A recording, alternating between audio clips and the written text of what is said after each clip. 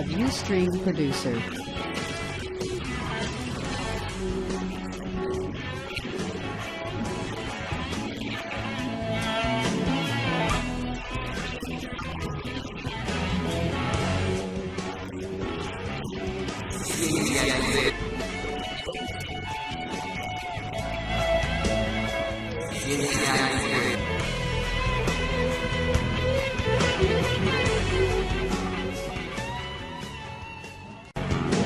¿Qué tal? Bienvenidos nuevamente a una emisión más de Ciencia y Poder, claro, en este programa Al Filo del Agua. Y como bien decía Héctor, la semana pasada nos quedamos en el meollo del asunto. Queríamos hablar, retomando el tema, sobre cómo se utiliza la ciencia como instrumento de destrucción. Y bueno, también no es que se apasione uno con la política, es que Iván, se va uno saludando, llegando, y dice Iván, se te acabó el tiempo. Bueno, entonces, fíjense que ¿cómo se puede utilizar la ciencia como instrumento de poder? Bueno, de muchas maneras. La ciencia nos abre el panorama. La ciencia pues es buena, gracias a ella estamos aquí, tenemos todas las comodidades, pero desgraciadamente el ser humano también le da la vuelta, la otra cara de la moneda. Bueno, podemos tener bombas radiactivas que sirven pues para matar personas, bombas bacteriológicas de todo tipo, pero en esta ocasión se utiliza la ciencia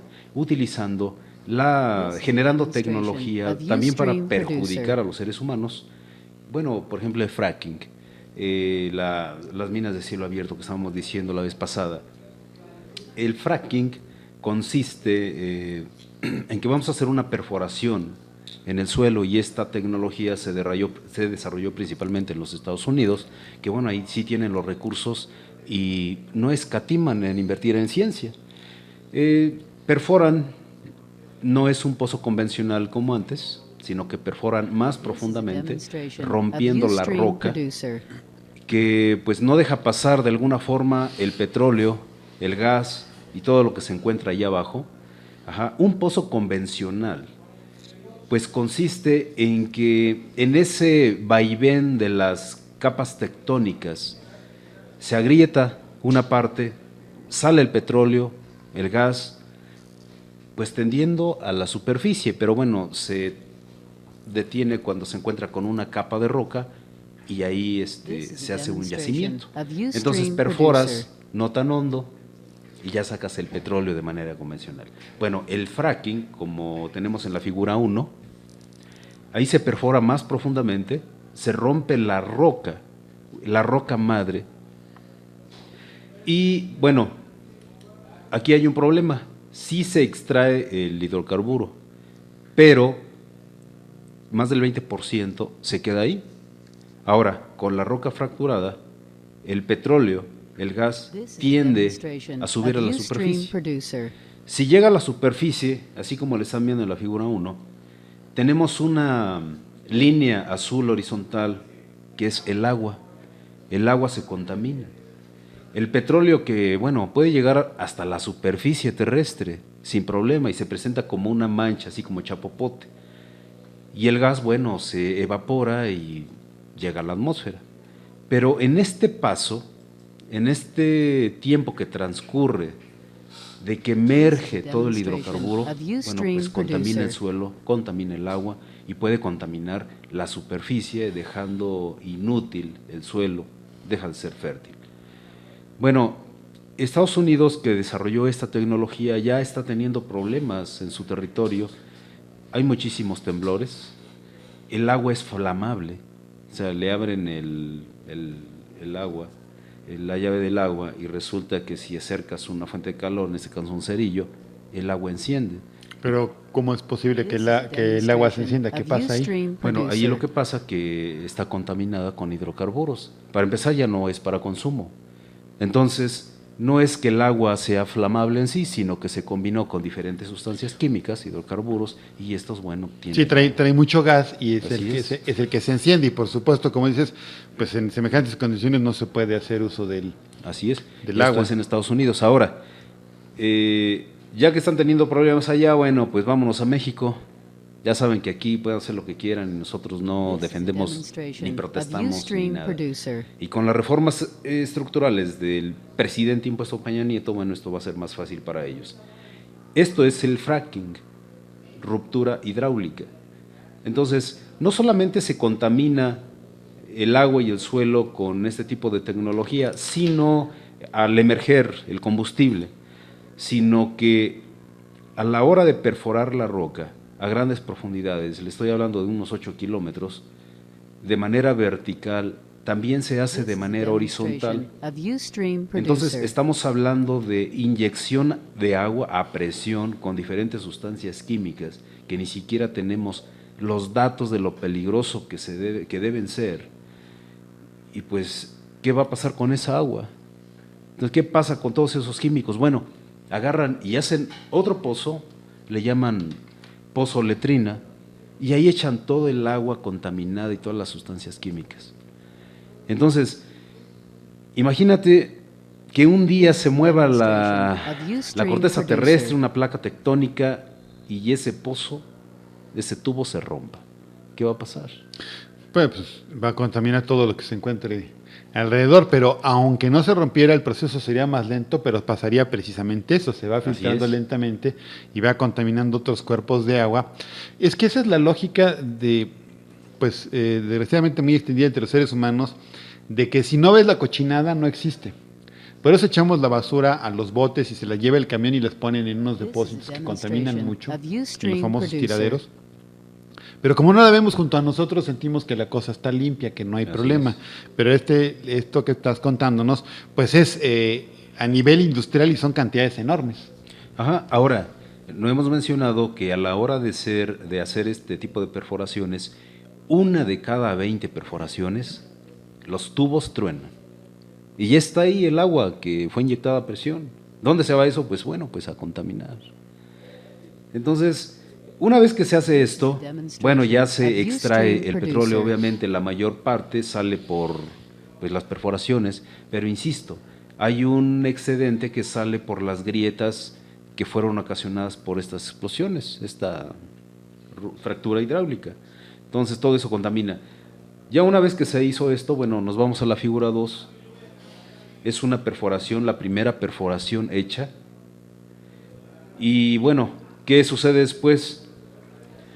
Que durante la perforación y aún después de la perforación, pues vamos a mandar traer camiones y camiones de sustancias químicas, más sustancias químicas, como ahí lo tienen en la figura 3, mucho transporte. Pues todo eso sigue contaminando. En la figura 4 tenemos, parece ahí una serie de tuberías, mangueras y todo. Cuando se hace la primera perforación, generalmente se hacen unas 20 perforaciones en todas direcciones para interconectar por abajo los pozos. Fíjate una cosa interesante, con esta nueva reforma energética, en donde se despoja de la tierra a los campesinos, por decir, si se encuentra un yacimiento en tus 2 hectáreas, en ese cuadrito, bueno, te quitan la tierra porque le están dando prioridad a la explotación de los hidrocarburos. Ok, te quitan esas 2 hectáreas, ese pedacito de tierra, pero por abajo de la superficie se están adueñando de todo el subsuelo. O sea, no solamente están invadiendo ese pedacito, están invadiendo todo, la tierra del vecino y la del vecino y la del vecino sin...